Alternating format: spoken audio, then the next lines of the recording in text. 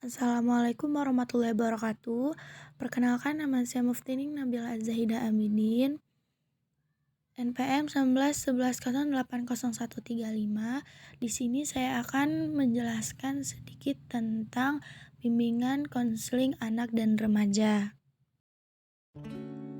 Yang pertama, ada ruang lingkup BK anak dan remaja. 1. Pengertian bimbingan konseling anak. Bimbingan konseling anak merupakan proses pemberian bantuan psikologis yang diberikan kepada anak usia dini dalam rangka membantu anak usia dini tersebut agar dapat mengembangkan potensi dirinya sehingga dapat mencapai perkembangan yang optimal serta dapat memecahkan masalah yang dialaminya. Selanjutnya, ada bimbingan konseling remaja.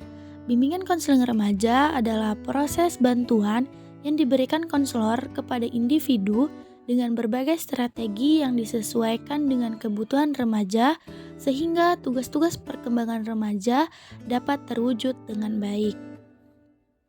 Yang selanjutnya ada hakikat dan urgensi bimbingan konseling anak dan remaja. Nah, yang pertama ada hakikat dan urgensi bimbingan konseling. Dasar pemikiran penyelenggaraan bimbingan dan konseling di sekolah atau madrasah bukan semata-mata terletak pada ada atau tidak adanya landasan hukum atau ketentuan dari atas. Namun, yang lebih penting adalah menyangkut upaya memfasilitasi peserta didik yang selanjutnya disebut konseli. Yang kedua, ada hakikat BK anak. Kegiatan bimbingan dan konseling untuk anak usia dini diarahkan untuk membantu anak agar dapat bersosialisasi dengan teman-temannya di sekolah. Yang ketiga, ada tujuan bimbingan konseling umumnya bagi anak dan remaja. Jadi tujuannya yang pertama, berhubungan dengan orang lain. Yang kedua, kesadaran diri. Selanjutnya, penerimaan diri, aktualisasi diri, dan yang terakhir adalah pencerahan. Yang berikutnya ada konsep dasar bimbingan konseling anak dan remaja. Konsep dasar bimbingan konseling anak dan remaja yaitu bimbingan dan konseling adalah proses pemberian bantuan masalah yang sedang dialami anak dan remaja. Dalam masa pertumbuhan anak dan remaja harus menerima bantuan psikologisnya dalam mengembangkan potensi diri mereka dan mengembangkan pikiran secara optimal dan memecahkan masalah yang sedang mereka hadapi. Selanjutnya ada tujuan bimbingan dan konseling anak dan remaja.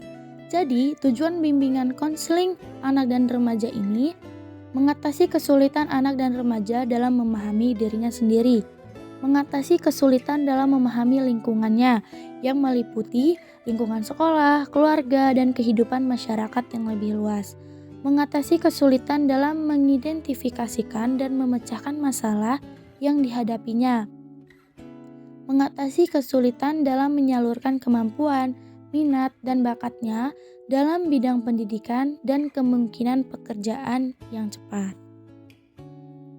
Berikutnya ada fungsi bimbingan dan konseling anak dan remaja. Yang pertama ada fungsi preventif. Di sini merupakan fungsi pencegahan terhadap timbulnya masalah yang dapat menghambat perkembangannya. Yang kedua ada fungsi penyaluran agar para anak dan remaja yang dibimbing dapat berkembang secara optimal. Yang ketiga ada fungsi perbaikan. Walaupun fungsi pencegahan, penyaluran, dan penyesuaian telah dilakukan, namun mungkin saja anak dan remaja masih menghadapi masalah tertentu. Disinilah fungsi perbaikan berperan. Baiklah, sekian yang dapat saya jelaskan. Semoga bermanfaat. Saya akhiri. Wassalamualaikum warahmatullahi wabarakatuh.